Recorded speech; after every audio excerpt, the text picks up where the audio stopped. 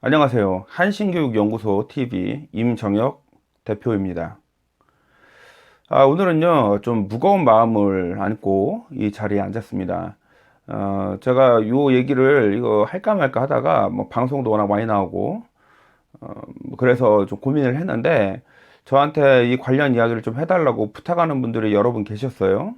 그리고 아무래도 제가 이쪽 일을 해오는 사람으로서 한마디 하는 게 맞겠다 싶어서 이렇게 촬영을 하게 되었습니다.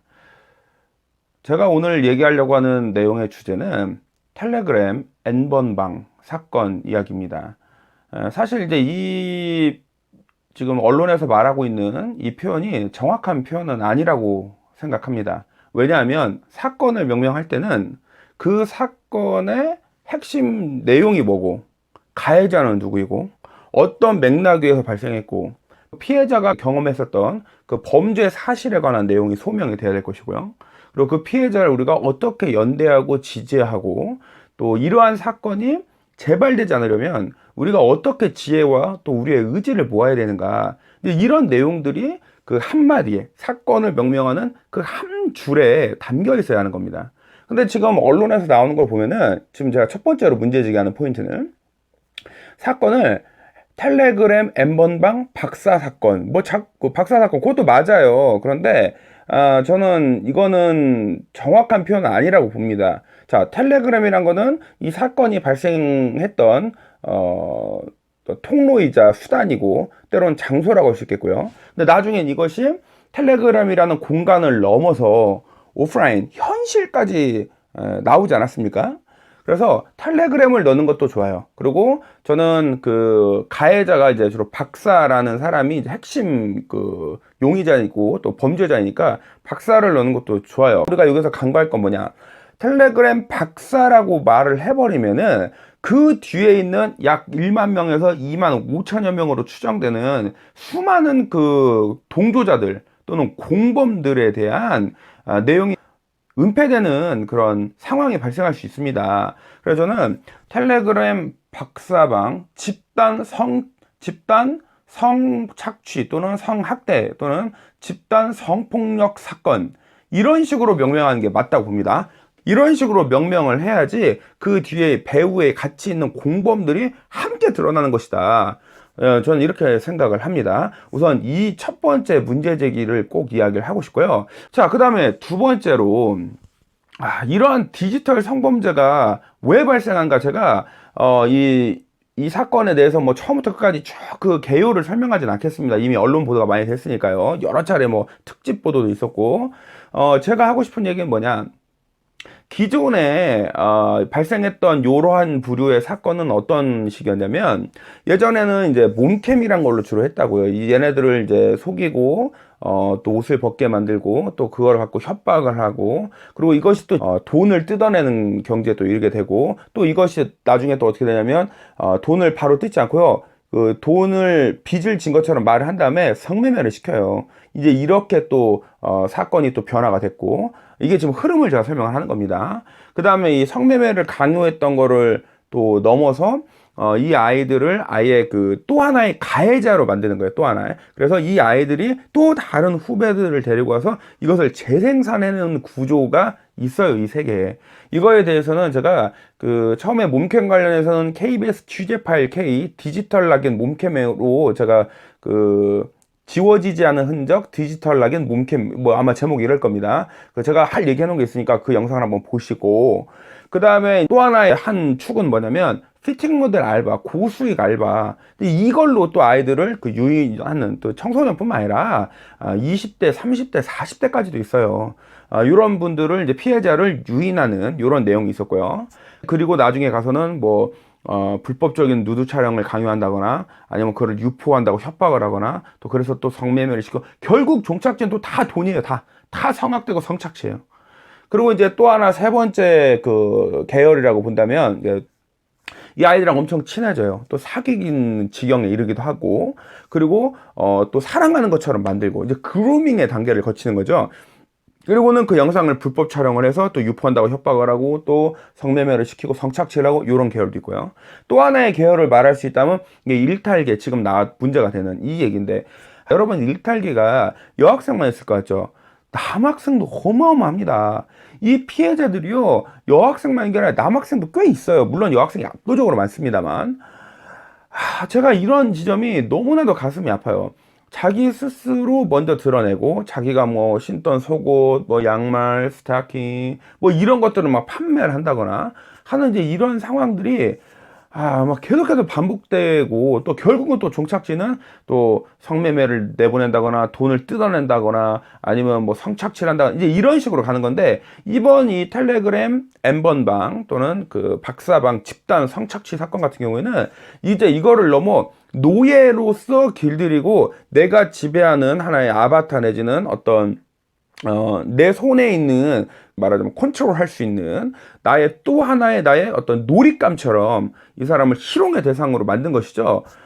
그러니까 이게 다른 점이라고 한다면 이번 사건은 기존에 있었던 모든 것들을 종합한 디지털 성범죄의 끝판왕이다. 지금 이 사건이 단순히 이 박사라는 사람과 그 안에 있었던 1만에서 2만 5천여 명, 이 사람들 잡는다고 지금 해결될 문제가 아니에요. 제가 그래서 굉장히 아쉬워요. 이게 두 번째 문제 제기하는 게 바로 이겁니다. 이 사람들 잡아야 돼요. 강력하게 처벌해서 모조리 집어넣어야 돼요. 신상 전부 다 까발려야 돼요. 제가 볼 때는. 그런데 이 사람들 잡는다고 해결될 문제가 아니에요. 박사 잡죠? 제2, 제3, 제4의 박사가 또 나옵니다. 갓갓 잡았어요? 제2, 제3, 제4의 갓갓 또 나오고요. 만에서 2만 5천 명 또 나오고 또 나오고 또 나옵니다. 이게 문제예요.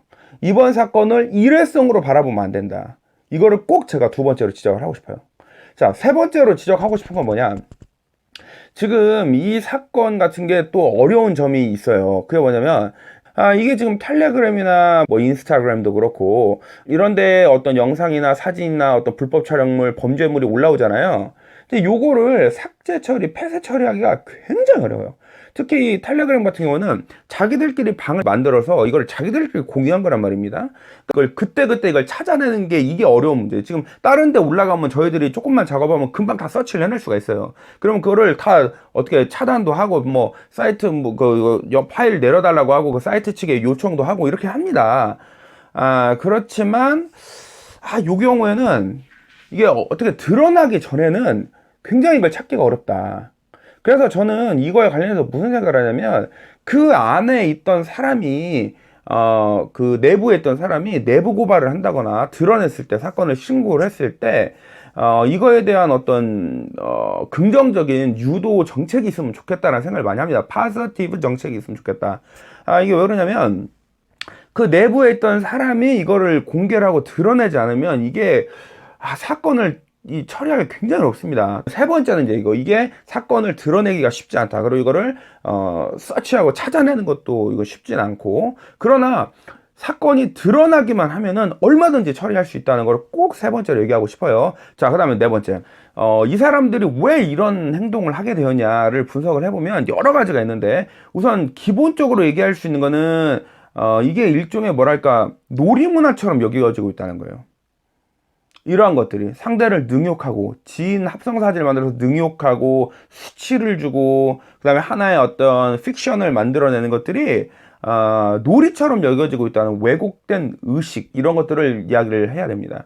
이거를 단순하게 장난처럼 생각해요. 왜 옛날에 이런 거 있잖아요. 그냥 장난삼아 악플 달았다고. 아니죠. 누구 맘대로 장난입니까? 이것도 지금 하나의 놀이처럼 자꾸 생각하고 뭐 별거 아닌 것처럼 여기는데 그렇지 않다는 거예요. 범죄예요.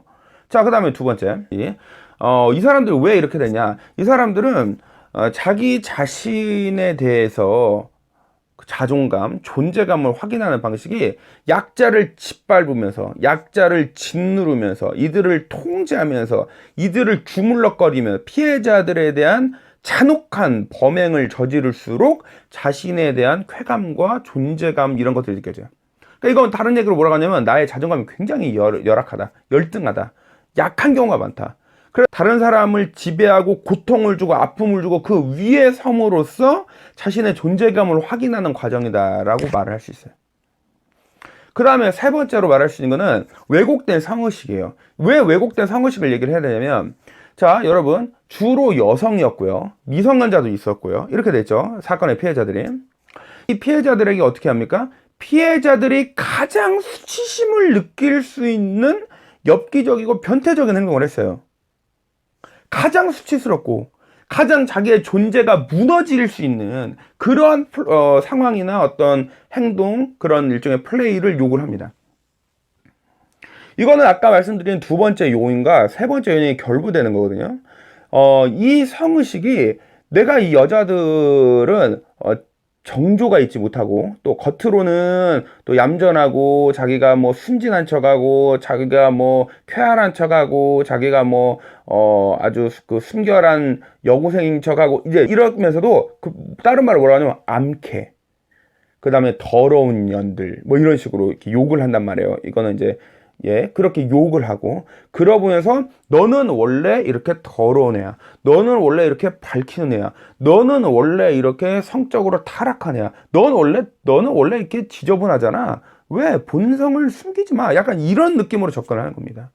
굉장히 의식이 왜곡되어 있는 거예요, 지금. 성의식도 왜곡되어 있고, 사람에 대한 의식도 왜곡되어 있고, 상황 인식에 대한 의식도 왜곡되어 있고, 이 문제가 정말 이만저만 아니죠. 이런 맥락에서 본다면 일종의 여성 혐오적인 사상에 기반한 것이다란 말이 썩 틀린 말은 아니라고 생각합니다. 그런데 이제 그것만 얘기할 수는 없고, 제가 말씀드린 앞서서 하나, 첫 번째, 두 번째 이런 요소도 같이 얘기를 해야겠고요. 그 다음에 네 번째로 역시 이것도 잘못된 정보, 잘못된 인식, 이런 것들이 이제 또 반영이 된 결과라고 볼 수가 있겠습니다. 이게 무슨 뜻이냐? 텔레그램은 보안이 철저해서 노출되지 않는다. 그렇지 않다는 거예요. 절대 못 잡는다. 그렇지 않다는 거예요.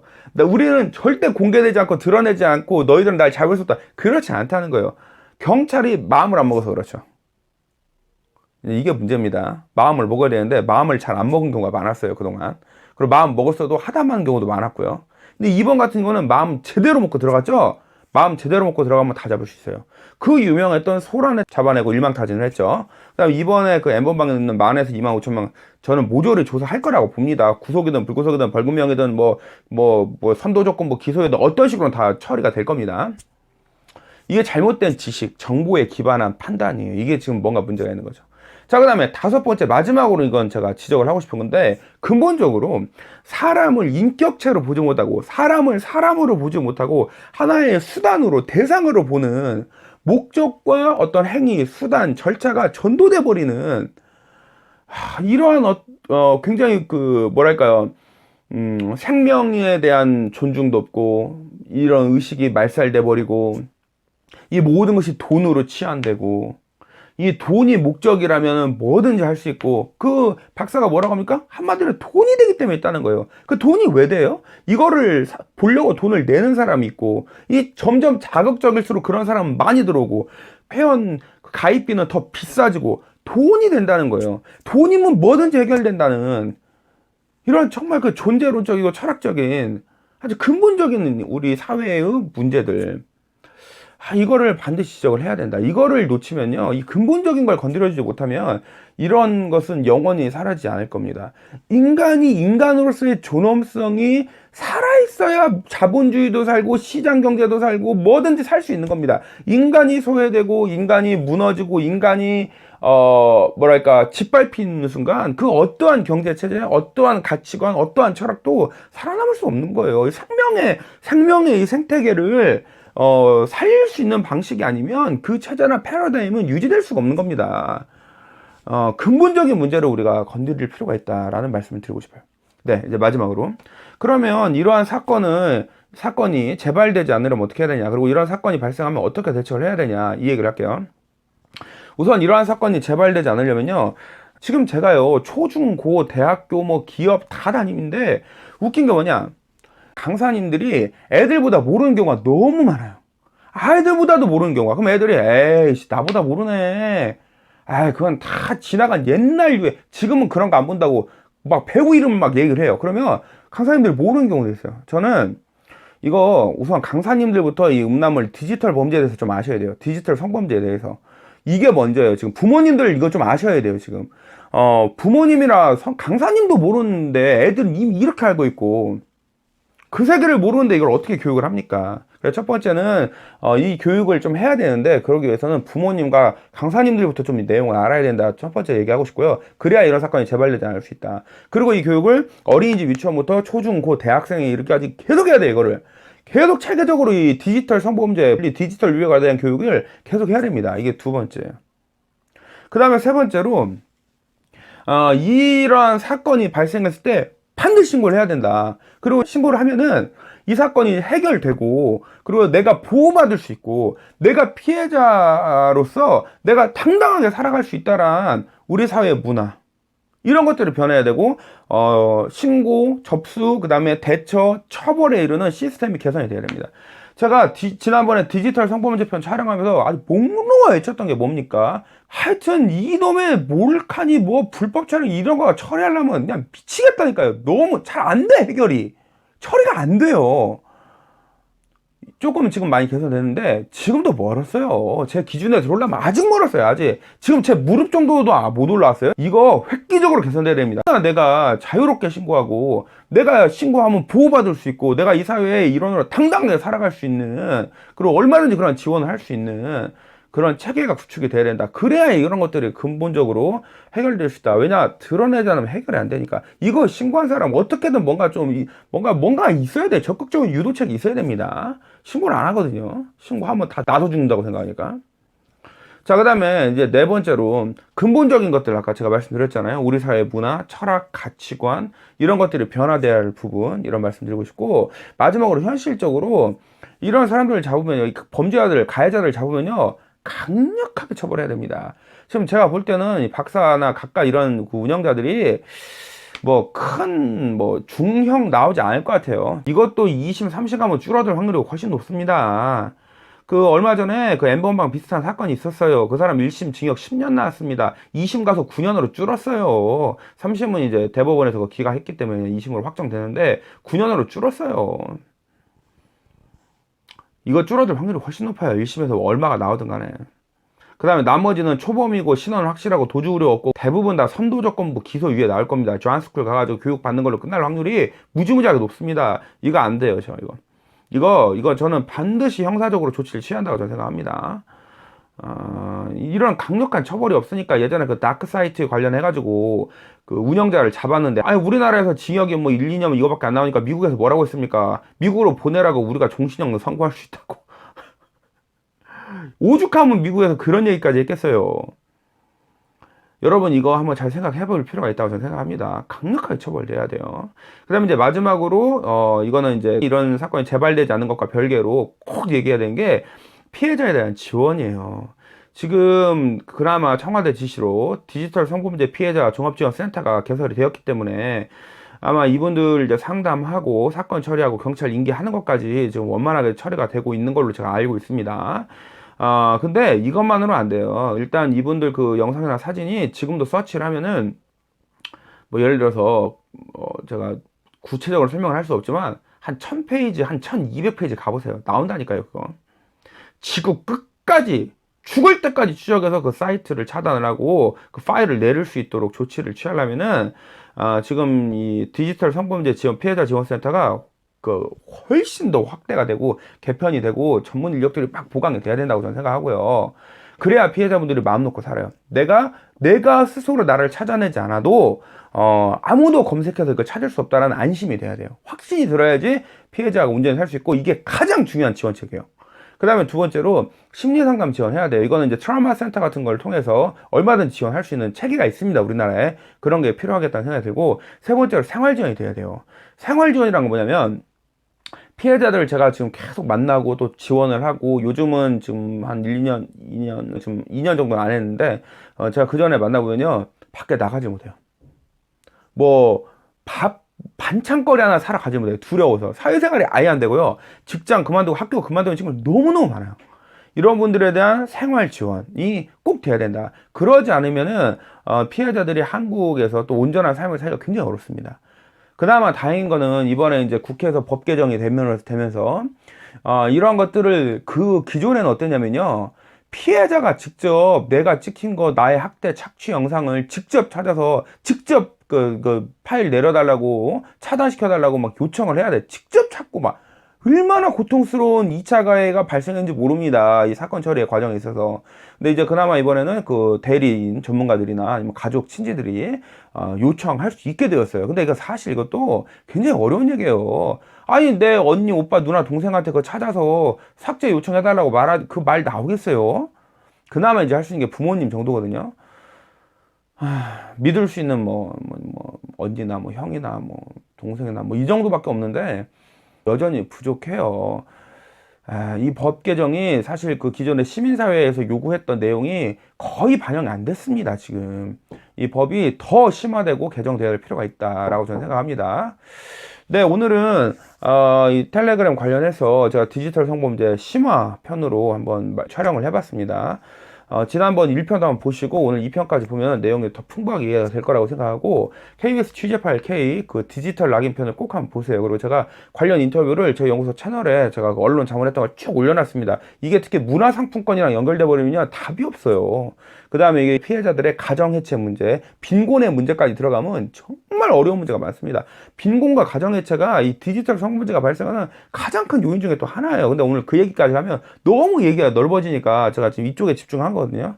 빈곤과 가정해체 문제까지도 여러분 제가 꼭 마지막에 한번 그 지적을 하면서 마무리 한번 해보도록 하겠습니다. 절대 이런 일 발생하면 혼자 알고 있으면 안 돼요. 이거 꼭 전문가와 함께 경찰과 함께 처리해야 됩니다. 그래야지 살 수 있어요. 그게 제일 중요한 겁니다. 당황하지 말고 조용히 신속하게 당일 처리해가지고 법대로 처리하면 돼요. 정말 태연하게 용기 내서 어렵겠지만 용기 내서 살아야 돼요.